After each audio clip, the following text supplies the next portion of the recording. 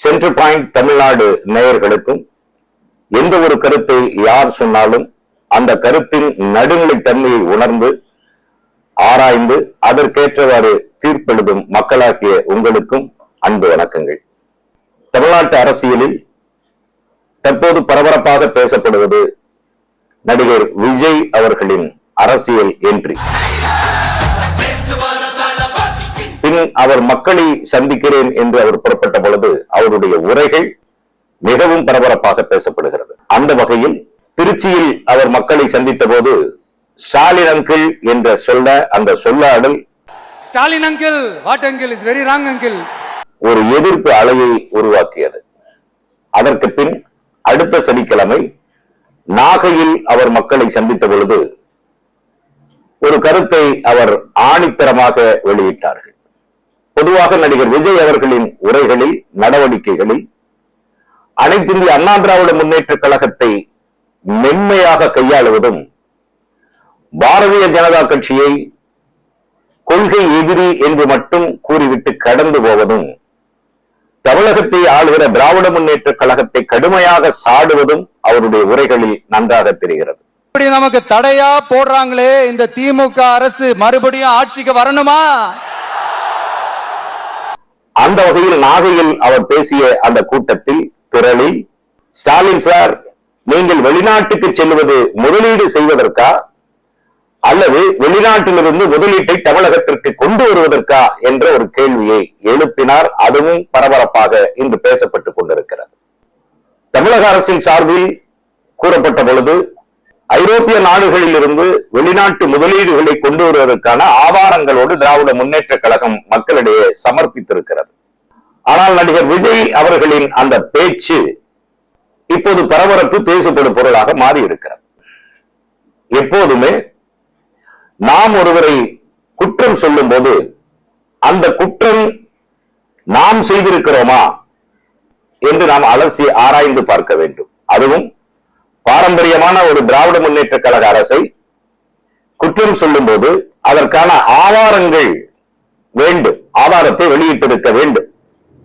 ஆனால் இன்று வரை பல கேள்விகள் கேட்ட பின்பும் கூட ஆதாரங்களை நடிகர் விஜய் அவர்கள் வெளியிடவில்லை. அந்த வகையில் குற்றம் சொல்லுகிற நடிகர் விஜய் அவர்கள் அவர்களுடைய பின்னணி, அவர் தன்னுடைய வருமானத்தை மிகச் சரியாக கணக்கு வைத்திருக்கிறாரா அல்லது அவர் வெளிநாட்டில் முதலீடு செய்திருக்கிறாரா என்ற ஆராய்ச்சியில் தேடலில் நாம் சில விஷயங்களை மக்களுக்கு எடுத்துரைப்பதில் கடமைப்பட்டிருக்கிறோம். எடுத்துரைப்பதுதான் நமது கடமை.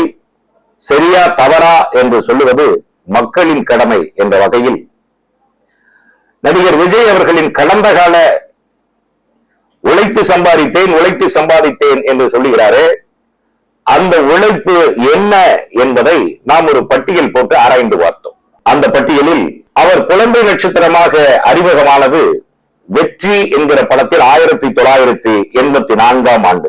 அதைத் தொடர்ந்து 1986 ஆண்டு வசந்தராகம், 1988 ஆண்டு இது எங்கள் நீதி, 1991 நண்பர்கள், 1992 இன்னிசை மலை, 1992 நாளைய தீர்ப்பு, 1993 செந்தூர பாண்டி, 1994 ரசிகன், 1995 விஷ்ணு, 1995 சந்திரலேகா, 1995 ராஜாவின் பார்வையில, 1995 தேவா, 1996 மாண்புமிகு மாணவன், அதே 1996 பூவே உனக்காக, 1996 செல்வா, அதே 1996 வசந்தவாசல். ஆக 1996 மட்டும் அவருடைய படங்கள் 5 படங்கள் ரிலீஸ் ஆகி இருக்கிறது. 1996 கோயம்புத்தூர் மாப்பிள்ளை, 1997 நேருக்கு நேர், 1997 லவ் டுடே, 1997 காதலுக்கு மரியாதை, 1997 ஒன்ஸ் மோர், 1998 நினைத்தேன் வந்தாய், 1998 பிரியமுடன், 1998 ஆண்டு நிலாவேவா, 1999 நெஞ்சினிலே, அதே 1999 துள்ளாத மனமும் துள்ளும், 1999 என்றென்றும் காதல், 1999 மின்சார கண்ணா, 2000 குஷி, 2000 பிரியமானவளே,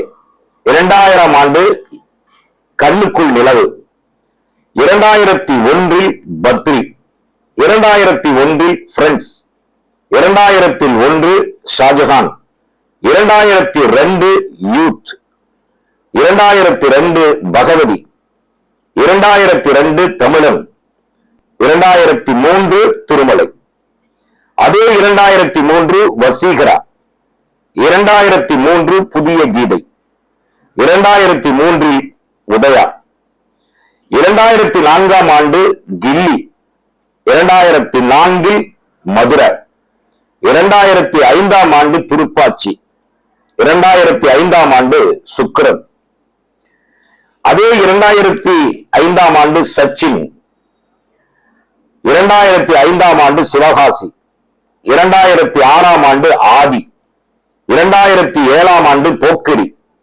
2007 அழகிய தமிழ்மகன், 2008 குருவி, 2008 பந்தயம், 2009 வில்லு, 2009 வேட்டைக்காரன், 2010 சுறா, 2011 வேலாயுதம், 2011 காவலன், 2012 நந்தன், 2012 துப்பாக்கி, 2013 தலைவா, 2014 ஜில்லா, 2014 கத்தி, 2015 புலி, 2016 தெரி, 2017 பைரவா, 2017 மெர்சல், 2018 சர்க்கார், 2019 பிகில், 2021 மாஸ்டர், 2022 பீஸ்ட், 2023 வாரிசு, 2023 லியோ, 2024 தி கோட். இத்தனை ஆண்டுகளில் நடிகர் விஜய் அவர்கள் நடித்த படங்களின் பட்டியல் இது. தற்போது ஜனநாயகன் என்ற படம் படப்பிடிப்பில் இருப்பதாக செய்திகள் சொல்லுகிறது. இந்த பட்டியலை கணக்கெடுத்து பார்க்கும்போது 1984 இருந்து 1992 வரை அவர் குழந்தை நட்சத்திரமாக இருந்தார். அதற்கு பிறகு 1992 நாயகனாக அவர் உருவெடுக்கிறார். அதற்கு பிறகு 1996 வெளியான பூவே உனக்காக இயக்குனர் விக்ரமன் அவர்களின் இயக்கத்தில் உருவான பூவே உனக்காக என்ற திரைப்படத்தில் இருந்து தற்போது படத்தில் இருக்கும் ஜனநாயகன் வரை அவர் வாங்கிய சம்பளங்களின் தோராய மதிப்பை கணக்கிட்டால் ஏறக்குறைய 7000 கோடிகளுக்கு மேலே கணக்கில் வருகிறது. பூவே உனக்காக திரைப்படத்திற்கு பின் ஒரு தயாரிப்பாளருக்கும் ஒரு நடிகருக்கும் இடையே ஒரு ஒப்பந்தம் நடைபெறும். அந்த ஒப்பந்தத்தில் ஒரு நடிகர் வாங்கிய அத்தனை முழு பணத்தையும் அதிலே கணக்கில் காட்ட மாட்டார்கள். 50% அல்லது 40%, 70% என்று கணக்கில் காட்டிவிட்டு மீதியை கருப்பு பணத்தில் வைத்து விடுவார்கள். அந்த வகையில் பூவே உனக்காக இருந்து ஜனநாயகன் வரை விஜய் தான் வாங்கிய சம்பளத்தில் 40 விழுக்காடு தான் கணக்கில் காட்டப்பட்டிருக்கிறது. 60 விழுக்காடு கணக்கில் காட்டப்படாத பணமாகத்தான் அது கருதப்படுகிறது. அதற்காகத்தான் இன்றைக்கு அவர் கட்சியில் பணியாற்றிக் கொண்டிருக்கும் அருண்ராஜ் அவர்கள் விஜயின் வீட்டிற்கு வருமான வரி சோதனைக்காக சென்றார் என்பது எல்லோரும் அறிந்தது. ஆகவே சுமார் 7000 இருந்து 7500 கோடி ரூபாய் சம்பாதித்திருக்கிறார். அதில் கணக்குப்படி பார்த்தால் 5000 கோடி ரூபாய் கருப்பு பணமாகத்தான் இருக்கிறது. ஒரு அரசுமுறை பயணமாக வெளிநாட்டுக்கு சென்ற மாண்புமிகு முதல்வர் அவர்களை வெளிநாட்டில் முதலீடு செய்வதற்காக சென்றீர்களா என்று கேட்கும் விஜய் அவர்களை நாம் கேட்பதெல்லாம், நீங்கள் கணக்கில் காட்டாத அந்த கருப்பு பணத்தை எங்கே முதலீடு செய்திருக்கிறீர்கள்? நமக்கு வந்த செய்தி, நீங்கள் சுவிட்சர்லாந்தில் சுவிஸ் வங்கியில் டெபாசிட் பண்ணி இருப்பதாக செய்திகள் சொல்லுகிறது. லண்டனில் முதலீடு செய்திருப்பதாக செய்திகள் சொல்லுகிறது. அதேபோல் இலங்கையில் முதலீடு செய்திருப்பதாக தகவல்கள் கிடைக்கிறது. அதேபோல் இன்றைக்கு விஜயின் கட்சியில் பணியாற்றிக் கொண்டிருக்கிற புஸ்லி என்பவரை வைத்து பாண்டிச்சேரியில் ஒரு பெரும் முதலீட்டை செய்திருப்பதாகவும் தகவல் கிடைக்கிறது. மகாபலிபுரத்திலிருந்து பாண்டிச்சேரி வரை இருக்கிற அந்த ECR என்கிற அந்த சாலையில் பல்லாயிரக்கணக்கான ஏக்கர்களை நீங்கள் வாங்கி குவித்திருப்பதாகவும் நமக்கு தகவல்கள் கிடைக்கிறது. ஆக மாண்புமிகு முதல்வர் அவர்களை குற்றம் சொல்லுகிற நடிகர் விஜய் அவர்கள் தன்னை எப்போதாவது சுய பரிசோதனை செய்திருக்கிறாரா என்பதை பார்க்க வேண்டும். அவர் தனக்குள் இவ்வளவு கருப்பு பண பட்டியலை வைத்துக் கொண்டு மாண்புமிகு முதல்வர் அவர்களை குற்றம் சொல்லுகிற நடிகர் விஜய் அவர்கள் அவர் சேர்த்து வைத்திருக்கிற அந்த பணத்திற்கெல்லாம் மக்களிடையே என்ன கணக்கு சொல்ல போகிறார்? 1984 இருந்து 2024 வரை நீங்கள் உழைத்துதான் சம்பாதித்திருக்கிறீர்கள் என்பதை யாரும் மறுக்கவில்லை. ஆனால் அந்த உழைத்து சம்பாதித்த பணத்தை சரியாக கணக்கு காட்டி இருக்கிறீர்களா என்ற கேள்வியும் இதற்குள் எழுகிறது. கணக்கு காட்டவில்லை என்பதற்கான சான்றுகளும் நமக்கு கிடைக்கிறது. தமிழகத்திற்கு முதலீட்டை கொண்டு வருவதற்காக அயல்நாட்டுக்கு சென்ற முதல்வரை கேள்வி கேட்கும் நடிகர் விஜய் அவர்கள் தான் சம்பாதித்த பணத்தில் இவ்வளவு கருப்பு பணம் இருக்கிறது, இவ்வளவு முதலீடுகள் இங்கு பல வெளிநாடுகளிலும் பாண்டிச்சேரிகளிலும் குவிக்கப்பட்டிருக்கிறது, இதற்கு மக்களிடையே என்ன பதில் சொல்ல போகிறார் என்ற கேள்வியும் நமக்குள் எழுகிறது. ஆகவே ஒரு தலைவன் என்பவன் சந்தேகத்திற்கு அப்பாற்பட்ட ஒருவனாக இருக்க வேண்டும்.